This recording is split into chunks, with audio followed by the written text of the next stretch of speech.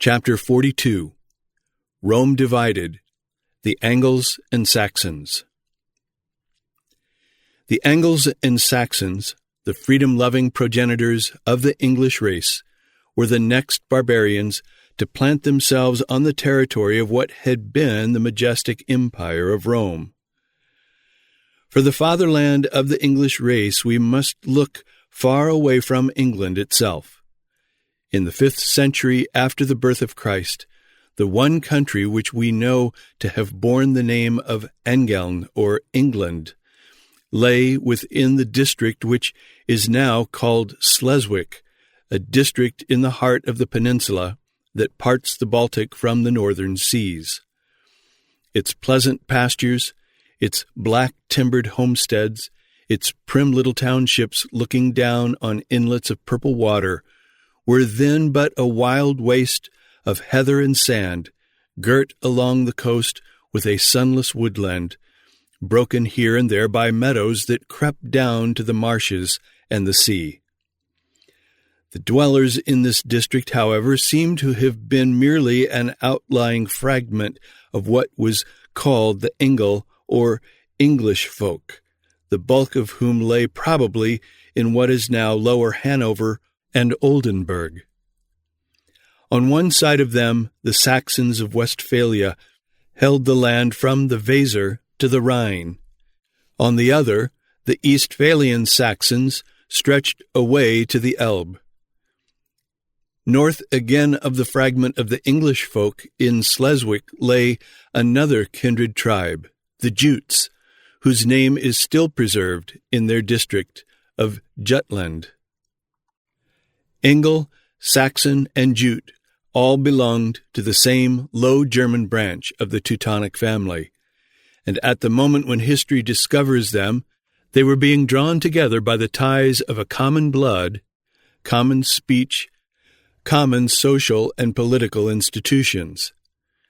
There is little ground indeed for believing that the three tribes looked on themselves as one people, or that we can as yet apply to them, save by anticipation, the common name of Englishmen. But each of them was destined to share in the conquest of the land in which we live, England, and it is from the union of all of them, when its conquest was complete, that the English people has sprung. Of the temper and life of the folk in this older England we know little, but from the glimpses that we catch of it when conquest had brought them to the shores of Britain, their political and social organization must have been that of the German race to which they belonged.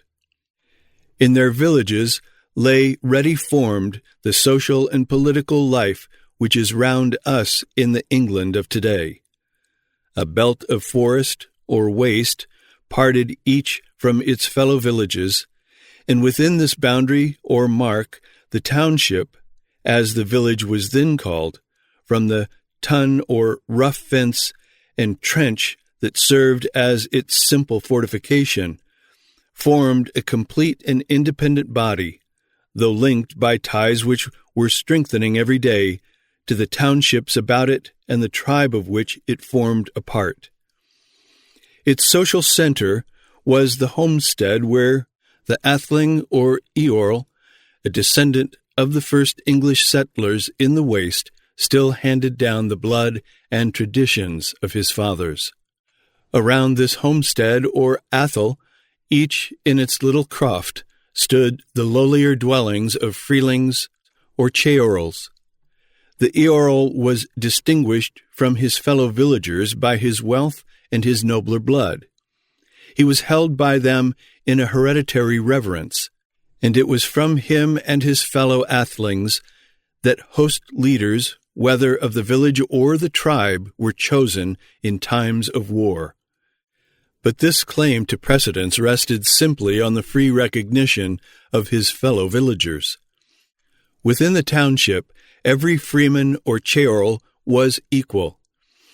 It was the freeman who was the base of village society. He was the free-necked man, whose long hair floated over a neck which had never bowed to a lord. He was the weaponed man, who alone bore spear and sword, and who alone preserved that right of self-redress or private war which, in such a state of society, formed the main check upon lawless outrage. The religion of these men was the same as that of the rest of the German peoples. The common god of the English people was Woden, the war god, the guardian of ways and boundaries, to whom his worshippers attributed the invention of letters, and whom every tribe held to be the first ancestor of its kings. Our own names for the days of the week still recall to us the gods whom our fathers worshipped in their German homeland. Wednesday is Woden's Day, as Thursday is the day of thunder, the god of air and storm and rain. Friday is Freeze Day, the deity of peace and joy and fruitfulness, whose emblems, borne aloft by dancing maidens, brought increase to every field and stall they visited. Saturday commemorates an obscure god, Cedar. Tuesday, the dark god Tiu, to meet whom was death. Yoster, the god of the dawn or of the spring, lends his name to the Christian festival of the resurrection. Behind these floated the dim shapes of an older mythology. Weird, the death goddess, whose memory lingered long in the weird of northern superstition, or the shield maidens, the mighty women who in old rhyme tell us wrought on the battlefield their toil and hurled the thrilling javelins. Nearer to the popular fancy lay deities of wood and fell, or hero gods of legend and song. Nicor, the water sprite who survives in our Nixies and Old Nick, Wieland, the forger of weighty shields and sharp-biting swords, who found a later home in the Wayland smithy of Berkshire, Egil, the hero archer, whose legend is one with that of Cloudsley or Tell. The energy of these people found vent in a restlessness which drove them to take part in the general attack of the German race on the empire of Rome. For busy tillers and busy fishers, as Englishmen were, they were at heart fighters, and their world was a world of war. Tribe warred with tribe, and village with village. Even within the township itself, feuds parted household from household, and passions of hatred and vengeance were handed on from father to son. Their mood was above all a mood of fighting men, venturesome, self-reliant, proud, with a dash of hardness and cruelty in it, but ennobled by the virtues which spring from war, by personal courage and loyalty to plighted word, by a high and stern sense of manhood and the worth of man. A grim joy in hard fighting was already a characteristic of the race.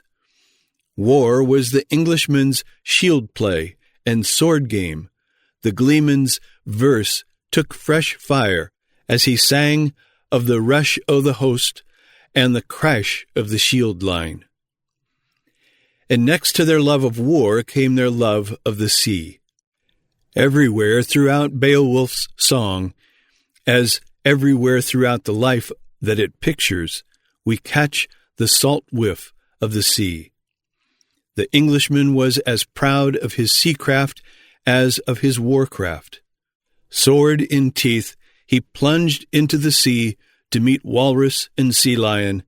He told of his whale chase amid the icy waters of the north. Hardly less than his love for the sea was the love he bore to the ship that traversed it. In the fond playfulness of English verse, the ship was the wave floater, the foam-necked, like a bird as it skimmed the wave crest, like a swan as it curved, prow-breasted, the swan road of the sea. Their passion for the sea marked out for them their part in the general movement of the German nations. While Goth and Lombard were slowly advancing over the mountain and plain, the boats of the Englishmen pushed faster over the sea. Bands of English rovers, outdriven by stress of fight, had long found a home there, and lived as they could by sack of vessel or coast.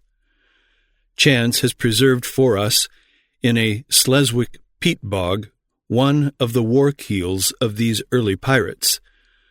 The boat is flat-bottomed, 70 feet long and 8 or 9 feet wide, its sides of oak boards fastened with bark ropes and iron bolts. 50 oars drove it over the waves with a freight of warriors whose arms, axes, swords, lances, and knives were found heaped together in its hold. Like the galleys of the Middle Ages, such boats could only creep cautiously along from harbor to harbor in rough weather, but in smooth water their swiftness fitted them admirably for the piracy by which the men of these tribes were already making themselves dreaded. Its flat bottom enabled them to beach the vessel on any fitting coast, and a step on shore at once transformed the boatman into a war band. From the first, the daring of the English race broke out in the secrecy and suddenness of the pirates' swoop, in the fierceness of their onset, in the careless glee with which they seized either sword or oar. Foes are they, sang a Roman poet of the time, fierce beyond other foes, and cunning as they are fierce. The sea is their school of war, and the storm their friend. They are sea-wolves that prey on the pillage of the world. Of the 3 English tribes, the Saxons lay nearest to the empire, and they were naturally the first to touch the Roman world. Before the close of the 3rd century, indeed, their boats appeared in such force in the English Channel as to call for a special fleet to resist them. The piracy of our fathers had thus brought them to the shores of a land which, dear as it is now to Englishmen, had not as yet been trodden by English feet. This land was Britain. When the Saxon boats touched its coast, the island was the westernmost province of the Roman Empire. In the 55th year before Christ, a descent of Julius Caesar revealed it to the Roman world, and a century after Caesar's landing, the Emperor Claudius undertook its conquest. The work was swiftly carried out. Before 30 years were over, the bulk of the island had passed beneath the Roman sway, and the Roman frontier had been carried to the Frith of Forth and of Clyde. For 300 years the Roman sword secured order and peace without Britain and within. And with peace and order came a wide and rapid prosperity. Commerce sprang up in ports, among which London held the first rank. Agriculture flourished till Britain became one of the corn-exporting countries of the world. The mineral resources of the province were explored in the tin mines of Cornwall, the lead mines of Somerset or Northumberland, and the iron mines of the Forest of Dean. But evils which sapped the strength of the whole empire told at last on the province of Britain. Whilst Italy was ravaged by the Goths, and a succession of feeble tyrants oppressed the provinces beyond the Alps, the British island separated itself A.D. 409 from the body of the Roman Empire. The regular forces which guarded that remote province had been gradually withdrawn, and Britain was abandoned without defense to the Saxon pirates and the savages of Ireland and Caledonia. The Britons, reduced to this extremity, no longer relied on the tardy and doubtful aid of a declining monarchy. They assembled in arms, repelled the invaders, and rejoiced in the important discovery of their own strength. Britain was irrecoverably lost. But as the emperors wisely acquiesced in the independence of a remote province, the separation was not embittered by the reproach of tyranny or rebellion, and the claims of allegiance and protection were succeeded by the mutual and voluntary offices of national friendship. This revolution dissolved the artificial fabric of civil and military government, and the independent country, during a period of 40 years, AD 409 to 449, till the descent of the Saxons, was ruled by the authority of the clergy, the nobles, and the municipal towns. Here, then, in the year 409, was our England, an independent state. In the Anglo-Saxon Chronicle, the curious but meager record of early events, which is supposed to have existed in the time of Alfred, and even to have been partly compiled by that great king, there is the following entry which singularly agrees with the chronology of Greek and Latin historians. A. 409. This year the Goths took the city of Rome by storm, and after this the Romans never ruled in Britain, and this was about 1110 years after it was built. Altogether they ruled in Britain 470 years, since Caius Julius first sought the land.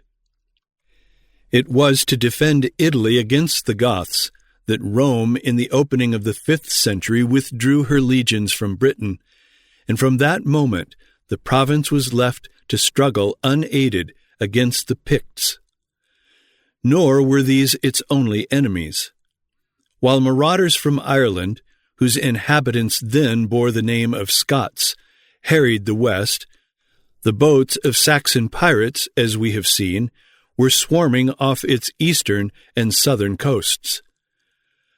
For 40 years Britain held out bravely against these assailants, but civil strife broke its powers of resistance, and its rulers fell back at last on the fatal policy by which the empire invited its doom while striving to avert it, the policy of matching barbarian against barbarian.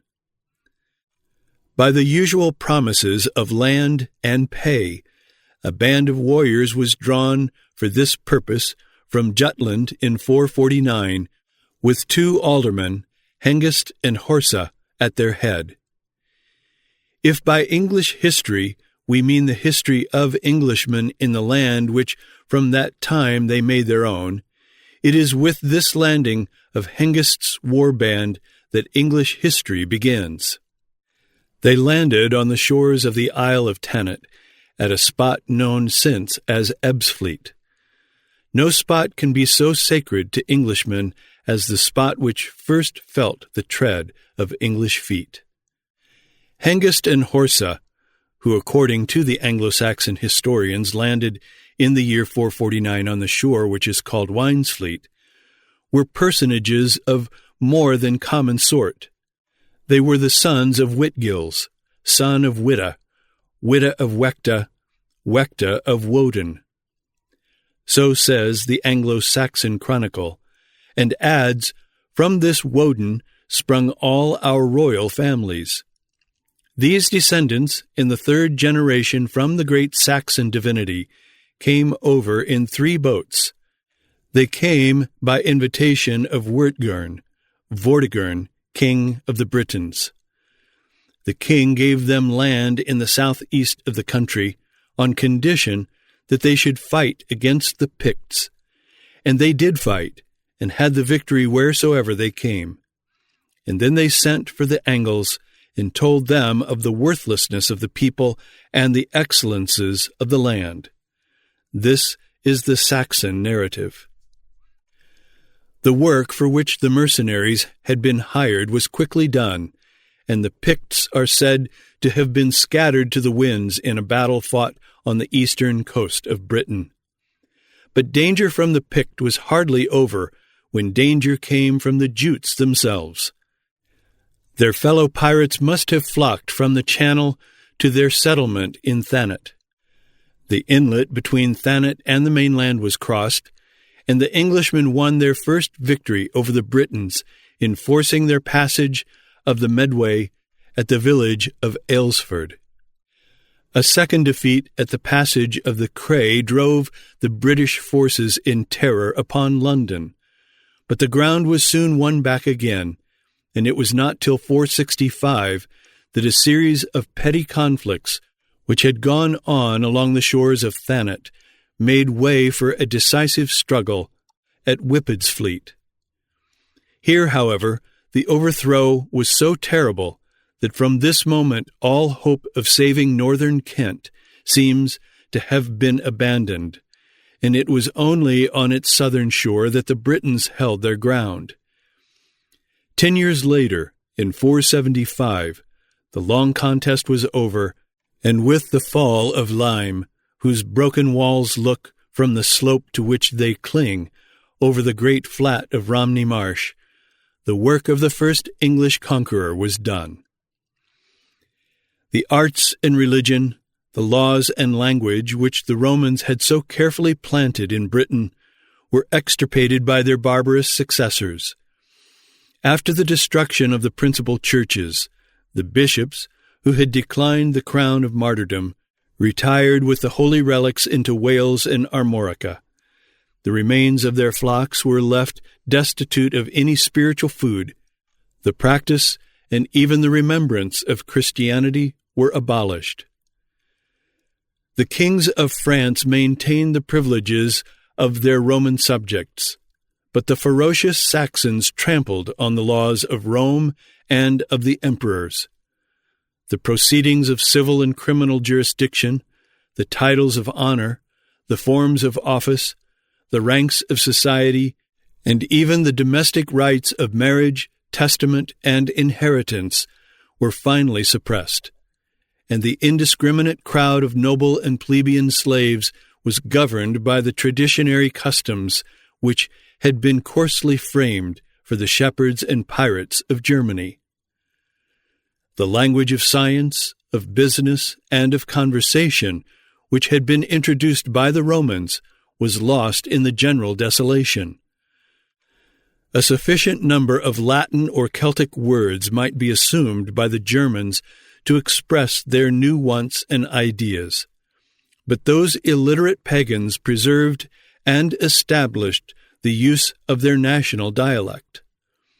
Almost every name, conspicuous either in the church or state, reveals its Teutonic origin, and the geography of England was universally inscribed with foreign characters and appellations. The example of a revolution, so rapid and so complete, may not easily be found. And from that time until now, the history of the Angles and Saxons, the Anglo-Saxons, is but the history of England, Angleland.